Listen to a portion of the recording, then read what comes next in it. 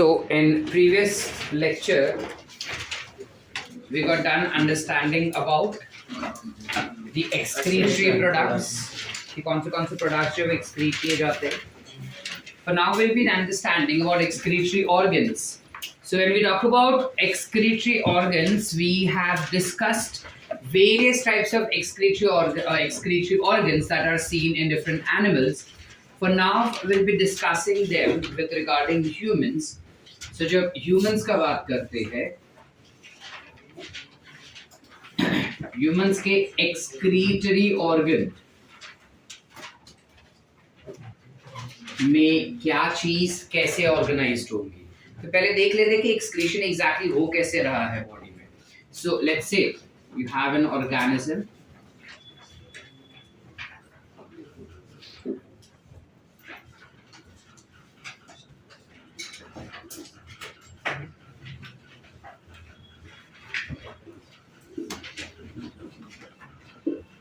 Let's just imagine कि एक इंसान खड़ा हुआ है, ठीक है. This will be mouth of that इंसान, ठीक है. ये इसोफेगस हो गया, ये कुछ स्टमक हो गया, ठीक है. आई नो स्टमक इतना ऊपर नहीं होता, बट इमेजिन हमारा स्टमक, ठीक है. चल, ठीक है. Somewhat like this, and at this specific region, stomach के बाद हर्ष बोलेगा फिर से डाइजेशन पे कूदे. हर्ष थोड़ा सही है बेटा, सही है थोड़ा. एंड यहाँ पे you will have small intestine. Small intestine में जो भी फूड हमने डाइजेस्ट किया है, वो digested food will be absorbed and it will go through hepatic portal vein. It will go to HEPA. HEPA is what beta? Liver के पास जा रहा है. So let's say this is the liver that we have. Bilobed liver that we have. So ये यहाँ पे चला जाएगा hepatic portal vein से. अब इसके अंदर, that is HEPA के अंदर, there will be digestion of food that will take place. Sir वो तो हो गया. Digestion meaning जो भी डाइजेस्टेड फूड एब्जॉर्ब करना होगा, वो सारे डाइजेस्टेड फूड वो एब्जॉर्ब कर लेगा, उनके कन्वर्जन्स कर लेगा, and all nitrogenous waste products will be produced over here. ठीक है. जो फिलहाल क्योंकि हम इंसान के बारे में समझ रहे हैं, हमारा मेजर नाइट्रोजनस वेस्ट प्रोडक्ट क्या हो जाएगा बेटा? Urea. So let's say urea इधर बन गया बाय यूरिया साइकिल, जो हम डाइजेशन में पढ़ चुके हैं कैसे बन रहा है. ठीक है. ये यूरिया जो इधर बन गया, that urea will now be passed out. Urea liver से बाहर निकलेगा. यस और नो बेटा? लिवर से यूरिया बाहर निकाला जाएगा with the help of a particular blood vessel. बताओ ये ब्लड वेसल क्या हो जाएगा? वेन. कौन सा वेन? हेपेटिक वेन से बाहर निकला बेटा. तो यूरिया सबसे ज्यादा कौन से वेन्स में दिखाई दे रहा है अपने को? Hepatic veins. याद रखना, नीट में ये क्वेश्चन आ चुका है 2019 में कि सबसे ज्यादा यूरिया कौन से वाले वेन्स में या कौन से वाले ब्लड वेसल्स में दिखाई देगा. So this hepatic vein which will have highest concentration of urea present. ठीक है. After urea that has coming out or that has came out from your hepatic vein, it will enter into the largest vein. बताओ कौन सा largest vein body का, which will ultimately be responsible for entering into something called as heart. अब मुझे पता है oesophagus के बीच में हार्ट नहीं होता, but imagine this to be as a heart. कैसे आर्टरी में जाएगा बच्चा? Correct. It will enter in the heart through something called as inferior vena cava. Correct. Inferior vena cava के थ्रू हार्ट के अंदर चला गया. क्या गया बेटा? यूरिया. क्या गया? यूरिया. यानी हेपेटिक वेन से ब्लड जो है that has entered in inferior vena कावा. इंफीरियर वेना कावा से गया वो हार्ट के पास. ठीक है. अब क्या हम चाहते हैं यूरिया हमारे बॉडी में रहे? नहीं. हम चाहते हैं वो यूरिया हमारे बॉडी से बाहर जाए, बट फिलहाल वो ब्लड में है. तो हार्ट में जाने के बाद that particular blood will go to something called as lungs, और लंग्स से oxygenated blood will come back to the heart, और हार्ट से it will again go back to different body parts. Yes और no? Yes. यानी कि scenario क्या हुआ देखो, प्रोटीन, ग्लूकोज, अमीनो एसिड्स, ये सारा सब कुछ इधर डाइजेस्ट होके गया लिवर के पास. लिवर से यूरिया बनाया गया, लिवर में यूरिया बनाया गया, और वो urea will be passed on through hepatic when into inferior vena कावा। इंफीरियर वेना कावा से हार्ट के पास गया बेटा, हार्ट से लंग्स, लंग्स से वापस हार्ट, और अब जो हार्ट से ब्लड पास किया जाएगा पूरे बॉडी में, उस ब्लड में ऑक्सीजन है, उस ब्लड में डाइजेस्टेड मॉलिक्यूल्स है, न्यूट्रिएंट्स है, प्लस उसमें excretory products that is urea भी है, सब है। और ये सब का सब एक साथ पूरे बॉडी ऑर्गन्स में जा रहा है, और उन बॉडी ऑर्गन्स में से एक बॉडी ऑर्गन और है हमारे पास, which is nothing but kidney, that it is going to। Kidney इतनी बड़ी नहीं होती है, हम क्योंकि इसी पे फोकस कर रहे हैं अब के चैप्टर में, इसलिए ये वाला दिखा रहे हैं। क्लियर है बेटा? यस और नो? यस। सो ब्लड जो है वो हार्ट से निकल के आ रहा है किडनी में, कुछ ऐसे गया। अब ये जो आर्टरीज किडनी में गए, उन आर्टरीज को मैं क्या बोलूंगा बेटा? Renal. Very good, you call it as renal artery, you call it as renal artery.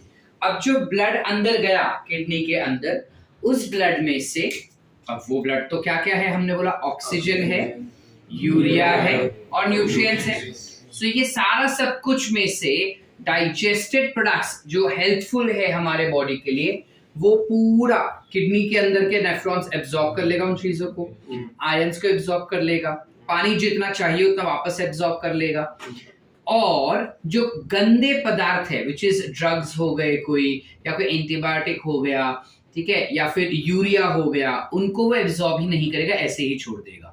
और वो ऐसे छोड़ छोड़ के इधर बन जाएगा अपना यूरिन।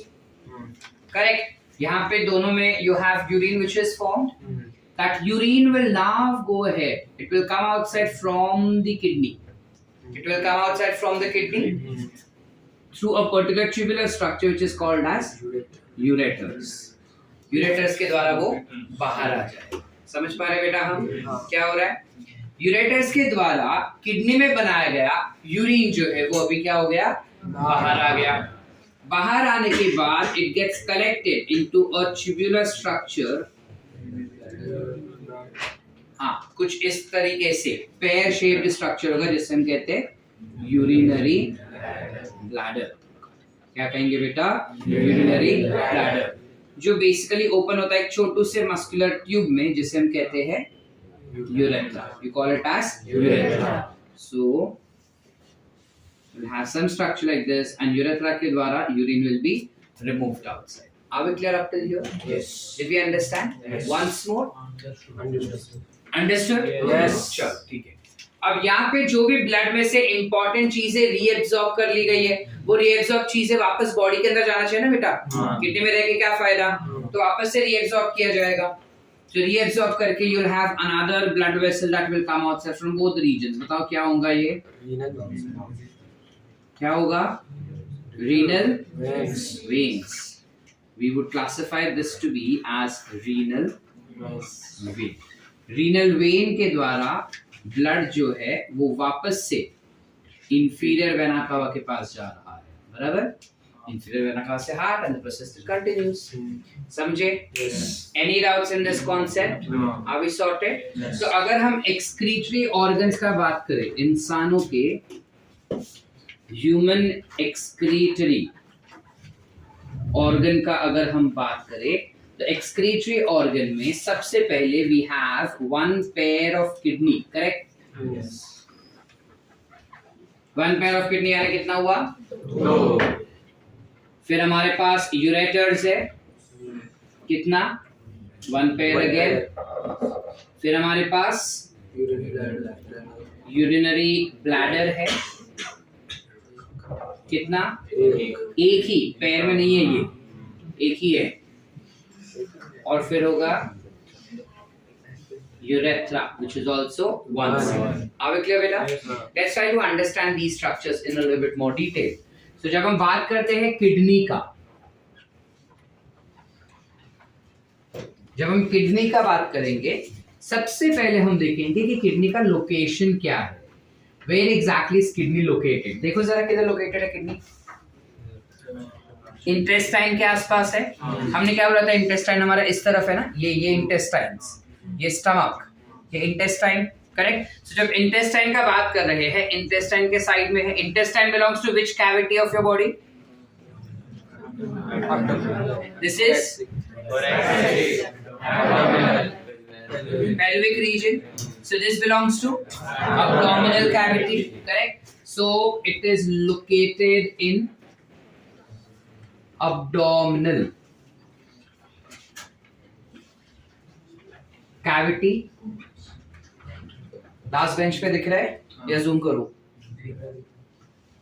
abdominal cavity में रहेगा, towards lateral side, posteriorly. मतलब क्या सर? मीनिंग ये जो रीजन दिख रहा है अपने को, यहाँ पे अपने किडनीज है, इधर नहीं है, इधर है. At this region you have your kidney which is present. समझ पा रहे बेटा?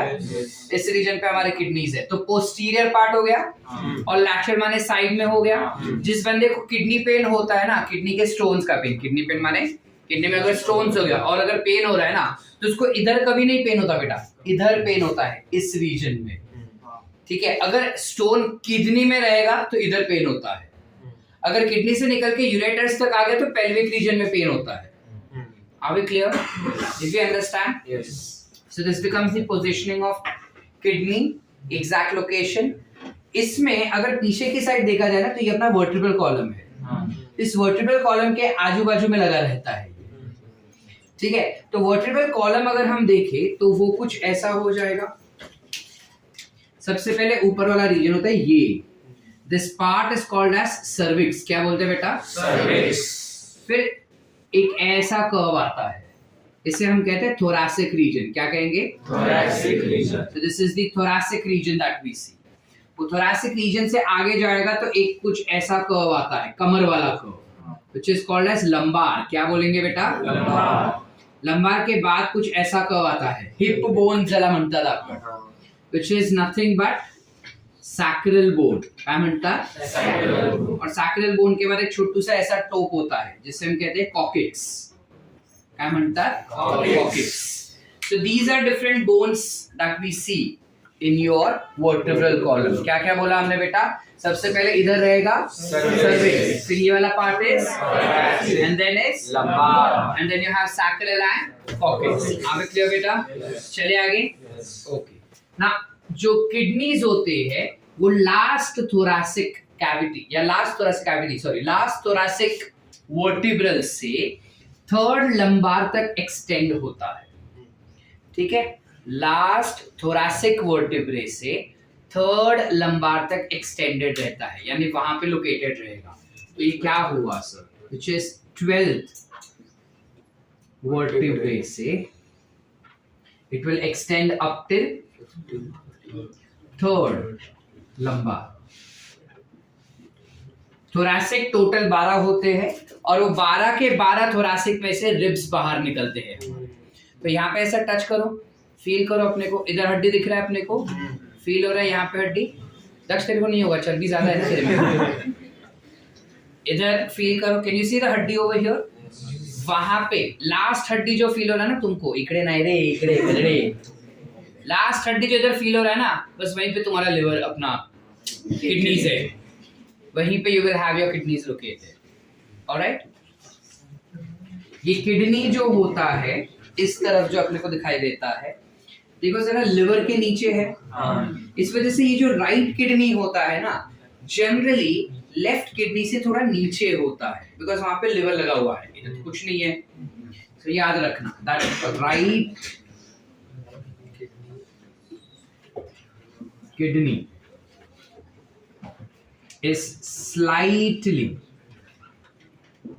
lower than left kidney.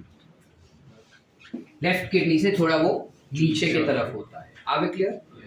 इसके अलावा जब किडनी का बात करते हैं, हमारे बॉडी में जो किडनी होता है उसे हम कहते हैं रेट्रो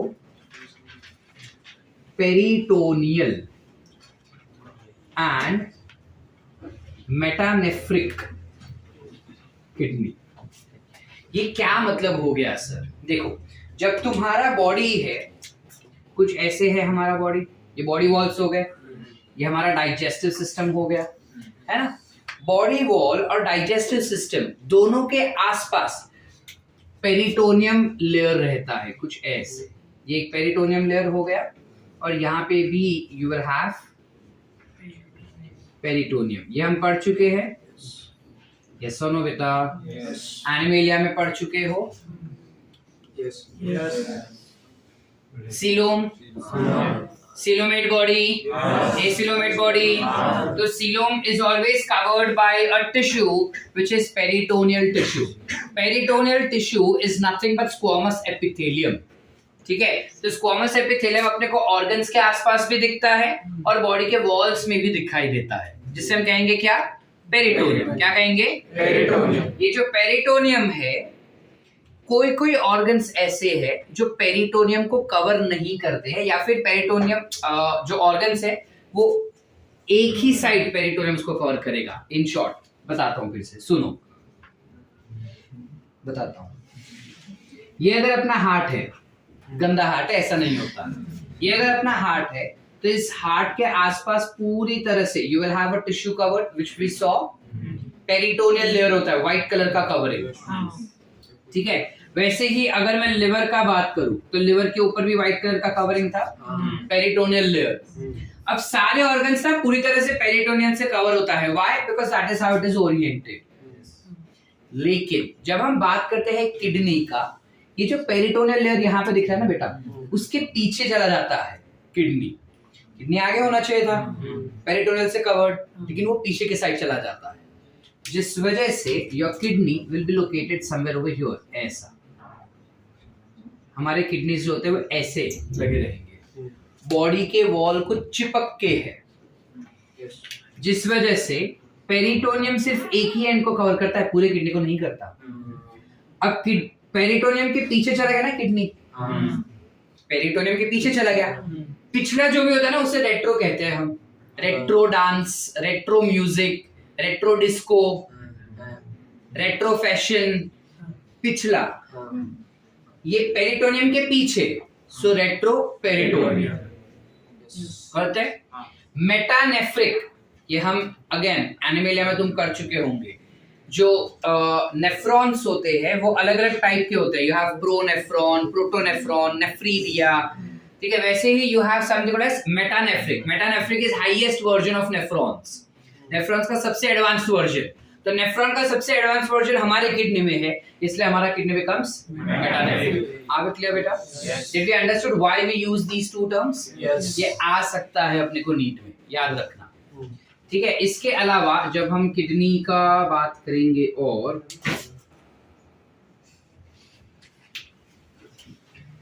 तो किडनी का शेप क्या हो जाएगा? It is bean shaped, reddish brown in colour, liver जैसा ही दिखता है ये, रेडिश ब्राउन। ठीक है, इसके अलावा इसका डायमेंशंस या साइज क्या हो जाएगा? सो जब किडनी का डायमेंशंस का बात करते हैं, if this is the kidney that we have, कुछ ऐसा। ठीक है, तो किडनी का जो लेंथ हमको दिया गया है, the length of the kidney will be somewhere around 10 to 12 centimeters, which is तुम्हारा जो फुटपट्टी है, स्केल है, वो 15 सेंटीमीटर का होता है, उसका 3 कम 12 सेंटीमीटर जितना होगा। ठीक है, हाँ वही वाला। इसका जो विड्थ होता है यानी चौड़ाई जो है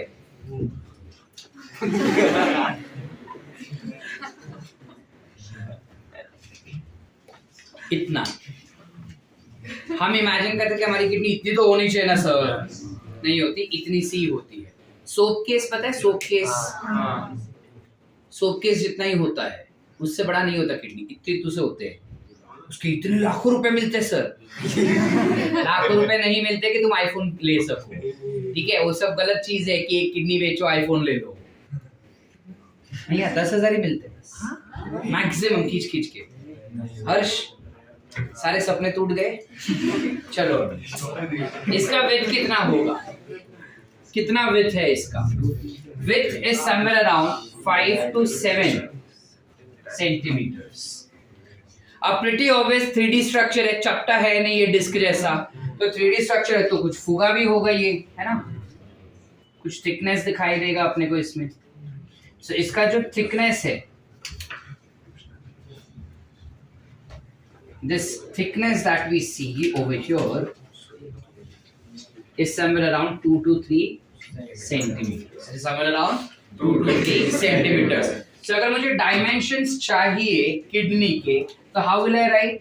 10 to 12 centimeters in length by 5 to 7 centimeters in width by 2 to 3 centimeters in thickness. Are we clear बेटा? Any doubts? करता है पूर्ण? Kidney clear?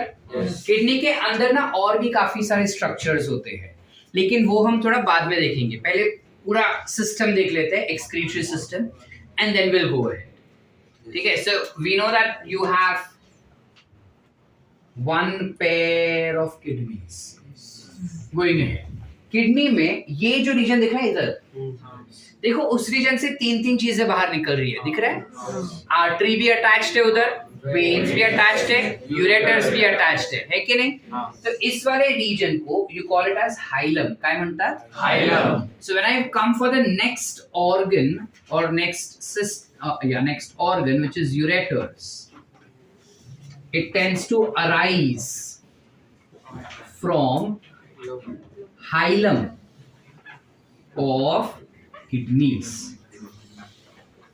Kidneys के हाइलम से वो बाहर निकलेगा and it extends up till urinary bladder. Urinary bladder तक वो extended रहता है. It is again a tubular structure बेटा, correct? Muscles भी होते हैं उसके अंदर। क्यों muscles होंगे? Because it passage of urine उसी से पास होता है by peristaltic movement. We know what is peristaltic. So peristaltic movement से यूरिन जो है इस पर्टिकुलर यूरेटर्स से निकलेगा। अब हमको पता है कि यूरेटर्स भी एक पेयर है जिसका length is somewhere around 25 to 30 centimetres. ठीक है, उसका लेंथ 25 से 30 सेंटीमीटर्स होता है। मतलब तुम्हारा 1 फुट पट्टी जो है उसको डबल कर दो, इतना।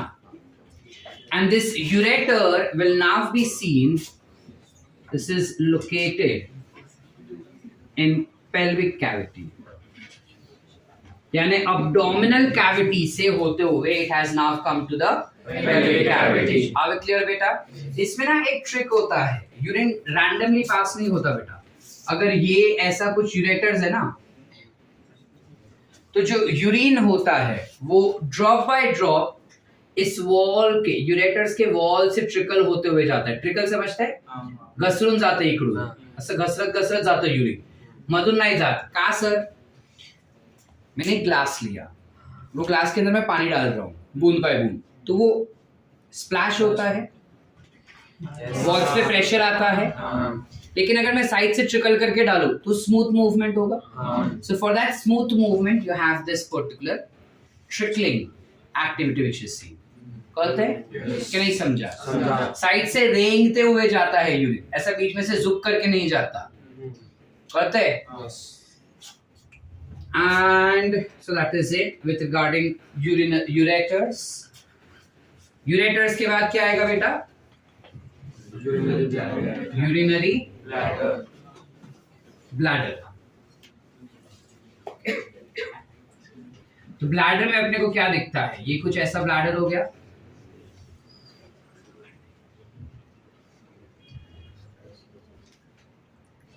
This will be a highly muscular organ that we tend to see, जो थोड़ा टेढ़ा बन रहा है।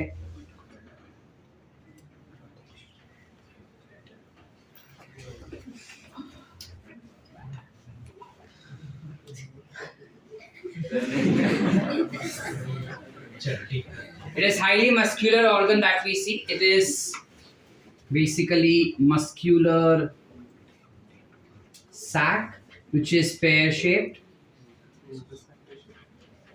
Correct.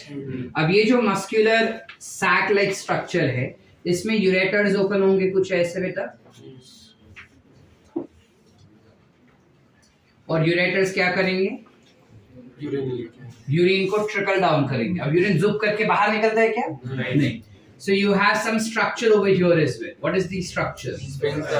Correct. You have certain sphincters. You have something called as sphincters. अब ये देखो, इधर भी ओपनिंग है, इधर भी ओपनिंग है, इधर भी ओपनिंग है, तो ये कुछ ट्रायंगुलर स्ट्रक्चर बना रहा है ना।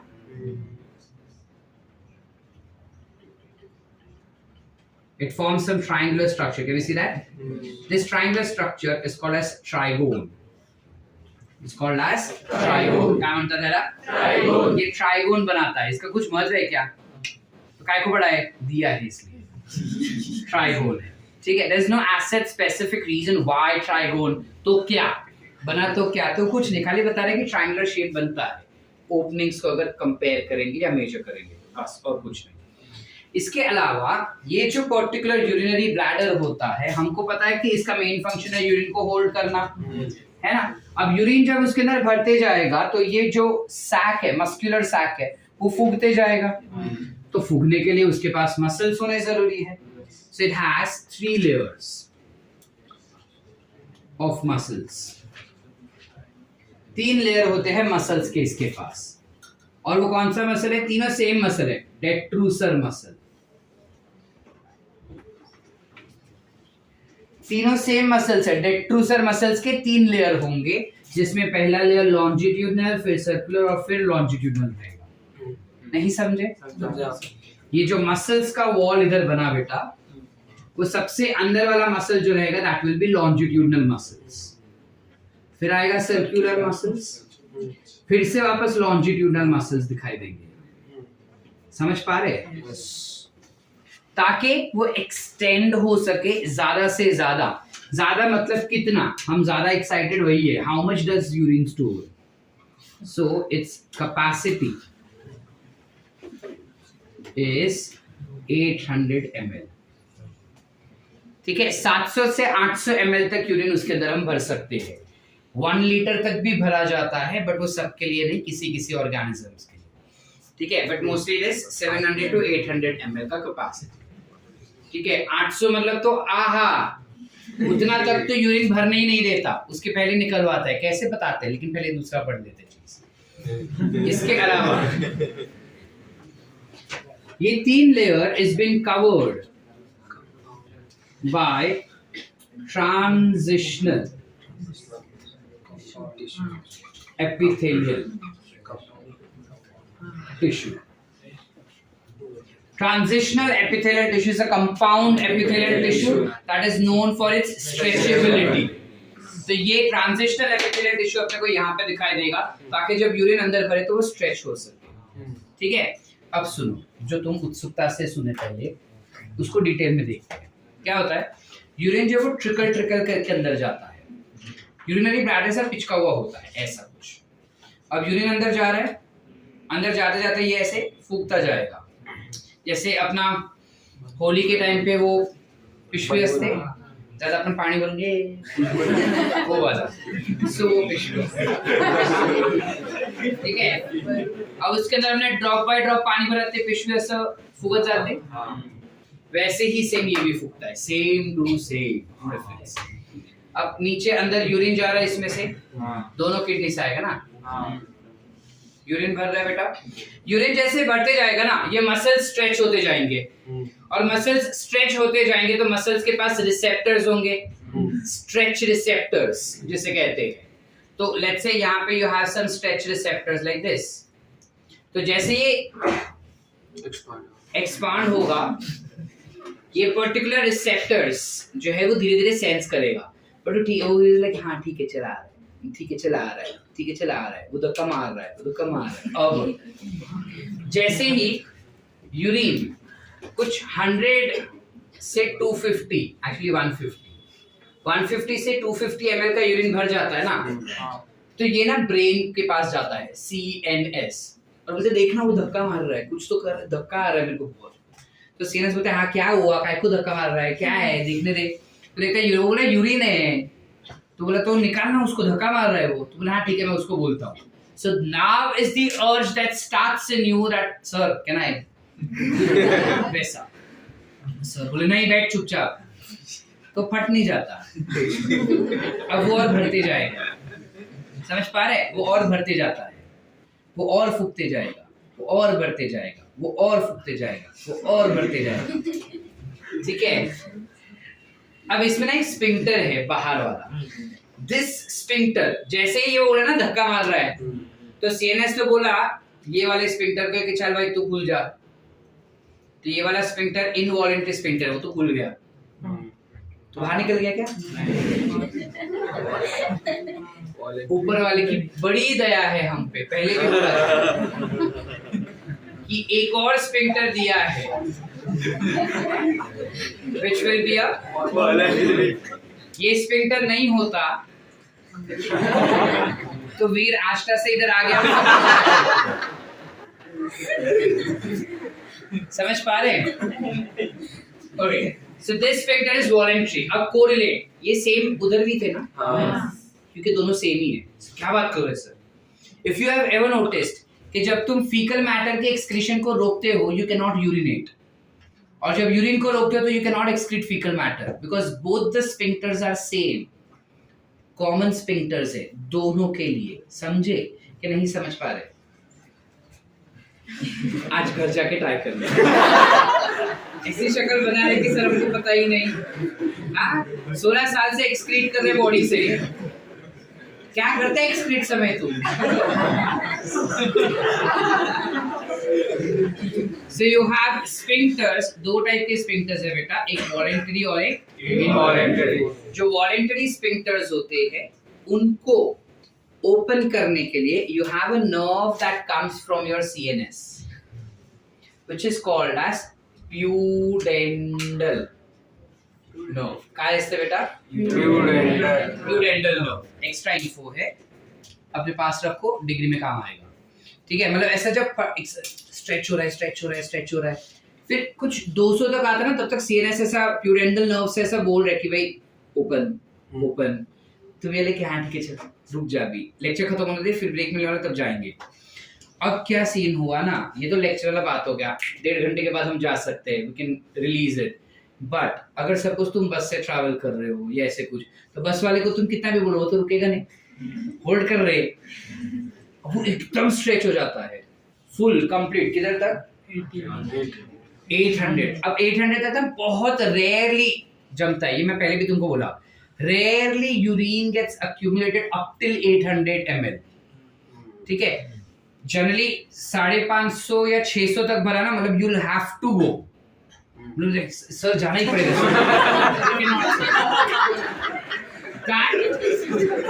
that urge,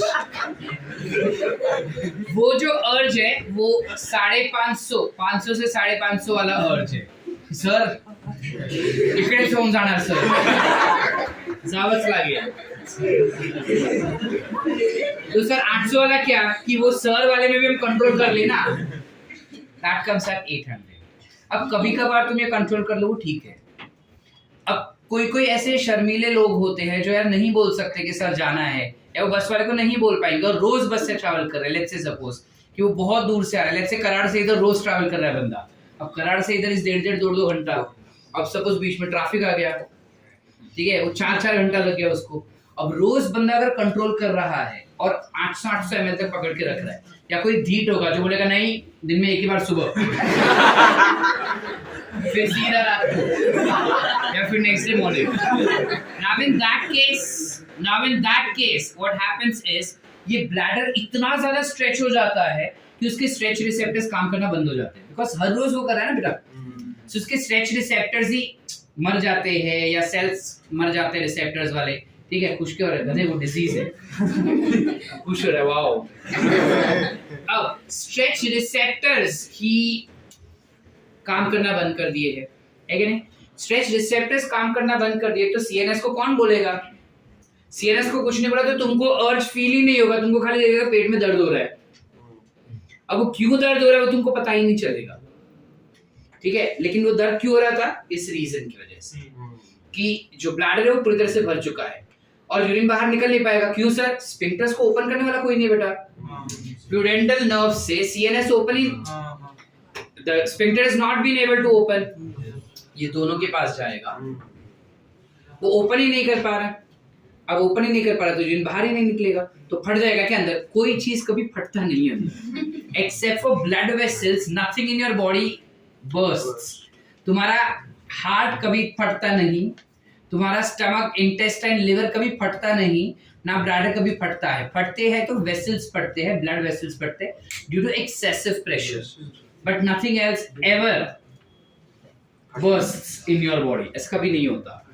ठीक है, तो इतना ज्यादा यूरिन भर जाने की वजह से अब क्या होता है? यूरिन बाहर नहीं निकलेगा क्या सर? निकलेगा, but that urine will come outside drop by drop, एक एक ड्रॉप, बूंद बूंद बाहर निकलेगा। तो मतलब एक साथ बाहर नहीं निकलेगा, नहीं, बिकॉज फिल्टर बंद है। तो सर वो पूरा दिन अगर इतना भरा रहेगा तो बूंद बूंद बूंद बूंद गिरते ही रहेगा क्या? यस, पूरा दिन बूंद बूंद करके वो गिरते ही रहता है। इस अबनॉर्मलिटी को we call it as incontinence. We call it as incontinence. Is when the pudendal nerve fail to pass information that it has to open the sphincters. Are we clear? Why is pudendal nerve failing to pass the information? Is because the stretch receptors are non-functional right now. Why they are non-functional? For any reasons. It could be medicinal reasons also, or it could be a reason where the person is storing urine for a longer period of time. Are we clear? तो जब बहुत समय तक इतना सारा urine तुम hold करके रखते हो तब एक ये डिजीज हो सकता है, या तो यहाँ पे किडनी स्टोन्स बन सकते हैं। किडनी स्टोन्स नहीं मतलब स्टोन्स बन सकते हैं। ठीक है, कौन से स्टोन्स बनेंगे सर वो हम पढ़ेंगे। यहाँ तक क्लियर है? Any doubts? पक्की बात? ओके सर, हाँ, सो ड्रॉप बाय ड्रॉप आ रहा है ना, तो स्टिच क्यों होगा, कैसे होगा? पूरा पहले भरा ना, नहीं, वो ब्रेन से आएगा स्टिच, हो क्या वो प्रेशर से या होगा स्टिच? स्ट्रेच तो अपने आप होगा, हाँ, भर रहा है इसलिए स्ट्रेच तो हो गया। ठीक है, अब वो स्ट्रेच इतना ज्यादा है that urine has to come outside, तो यूरिन इस पर्टिकुलर इस पे प्रेशर डालेगा। इट्स लाइक वो उस दिन देखो दिखाया था कि अगर ऐसा पूरा थैली है, ये पूरा थैली है, वो थैली को मैंने ऊपर से ऐसा पकड़ के रखा है और ये उल्टा है ना थैली, सो ऐसा है होली के टाइम पे जो अपन करते हैं। अब मैंने नीचे एकदम ऐसा टाइट पकड़ के रखा है, एकदम टाइट, बट प्रेशर ऊपर से इतना आ रहा है कि थोड़ा तो ये खुलेगा ना और ड्रॉप बाय ड्रॉप बाहर निकलेगा ही। That's how it happens. Now it cannot be a scenario कि सर फिर वो स्ट्रेच ही नहीं होना चाहिए, यहाँ से तो बंद है ना, तो पानी अगर अंदर भरा तो वो स्ट्रेच तो होगा ही। हाउ कैन वी से कि वो स्ट्रेच नहीं होना चाहिए? सर, और पानी को भी पेरिस्टाल्टिक मूवमेंट लगता है एसोफेगस से जाने के, वो फुल फ्लेजेड जा रहा है और वो नैरो एरिया है, इसलिए पेरिस्टाल्टिक मूवमेंट से पानी नीचे जाता है। तो इधर से भी अगर पानी पीते हुए देखेगा ना तो इधर गला अपना आगे पीछे होता है, तो इसोफेगस से भी पानी जब जाता है वो पेरिस्टाल्टिक मूवमेंट से ही जाता है। और सर यूरिनरी ब्लैडर को कितना समय लगता है भरने के लिए? वो डिपेंड करता है कि तू पानी कितना पिया है। स्कूल में बोला था सर, कुछ बोला। हाँ, यूरिन कितने टाइम में बनता है, विल अंडरस्टैंड दैट, आगे पढ़ने वाले हैं वो चीज। यहाँ तक क्लियर है बेटा? एवरीवन, एनी डाउट सो फार? चले आगे। इसके बाद आगे का स्ट्रक्चर क्या है अपने पास? We have something called as urethra. We have something called as urethra, which is existing. ये urethra जो होता है, this is again a small tubular structure that will eject urine outside the body. ठीक है, अब जब मैंने यहाँ पे ejaculation मतलब यूरिन के बाहर निकलने का बात किया मैंने, उस प्रोसेस को you call it as मिच्युरेशन। काय म्हणतात? Maturation. मतलब अब के बाद जब तुमको बाहर जाना होगा तुम क्या बोलोगे? Sir can I micturate? Scientifically you call it as micturition. Are we clear? Yes. Now तो यूरेथ्रा जो है वो मिच्युरेशन में हेल्प करेगा। यूरेथ्रा जो रहता है वो मेल और फीमेल में अलग अलग साइज का होता है। For females it is hardly 4 to 5 centimeters. Whereas when we talk about males, it is very long, somewhere around 20 centimeters. ठीक है, अब जब हम फीमेल्स का बात करते हैं उनमें क्या होता है कि ये यूरेथ्रा यूरिनरी ब्लैडर हो गया और ये यूरेथ्रा हो गया, दिस इज द ओपनिंग, बस इतना ही है और कुछ नहीं. So it can come outside directly from the urethra. Whereas for males it's a different scenario. Males के बॉडी में यूरेथ्रा मतलब ब्लैडर और यूरेथ्रा इधर ही खत्म होना चाहिए था, लेकिन इधर खत्म ना होके वो आगे एक्सटेंड हो जाता है. क्यों एक्सटेंड होता है? बिकॉज मेल्स में स्पर्म सेल्स के बाहर निकलने का जगह और यूरिन के बाहर निकलने का जगह सेम होता है. मीनिंग यूरेथ्रा, सेम यूरेथ्रा से you will have sperm cells that tends to come outside from their body as well as urine tends to come outside from their body. समझ पा रहे? जिस वजह से मेल्स में जो यूरेथ्रा होता है वो काफी ज्यादा बड़ा होता है. It's very very long and it extends up till penile urethra. Now what is penile urethra is what I'll tell you. इस वजह से मेल का जो यूरेथ्रा होता है उसको हम 3 पार्ट में डिवाइड करते हैं. ठीक है, ये 20 सेंटीमीटर या यूरेथ्रा जो वो 3 पार्ट में डिवाइड हो जाएगा. सबसे पहले होता है prostatic urethra which is somewhere around 3 to 4 centimetre. Prostatic urethra क्या होता है? मेल्स में इस पर्टिकुलर रीजन पे एक कुछ ऐसा ग्लैंड होता है जिसे हम कहते हैं prostate gland. Very good, you have prostate gland which is present. तो प्रोस्टेट ग्लैंड वाले इलाके में जो यूरेथ्रा है उसे हम कहेंगे प्रोस्टेटिक यूरेथ्रा. फिर यहाँ पे एक छोटू सा दूसरा ग्लैंड होता है कुछ ऐसा वटाने जैसा. ठीक है, this particular gland that you see will have a common urethra again. This is called as membranous urethra. Membranous urethra is 1 to 2 centimeters long. काफी छोटा होता है because ये gland ही खुद छोटा होता है, एकदम वटाने जितना छोटा होता है, बहुत ही छोटा होता है. उसके बाद एक बड़ा सा यूरेथ्रा आता है which is classified to be as, you call it to be as penile urethra which is somewhere around 15 centimeter. It is somewhere around 15 centimeters. Clear है? इस ग्लैंड का नाम क्या है सर? ये रिप्रोडक्शन वाले चैप्टर से रिलेटेड है, बट अभी देख लेते हैं, जिज्ञासा उमड़ रही होगी किसी के दिमाग में. Correct. You call this gland to be as bulbourethral gland या फिर you call it as Copper's gland. ठीक है, you call it as bulbourethral gland या फिर you can also call it as Copper's gland. आवे क्लियर? इसका क्या functional role है सर? 12वीं में पता चलेगा, अभी के लिए वो राज रखते हैं. ठीक है, यहाँ तक क्लियर है? Any doubts? पूरा सब कुछ क्लियर? लिखे? चलो. Once more or understood?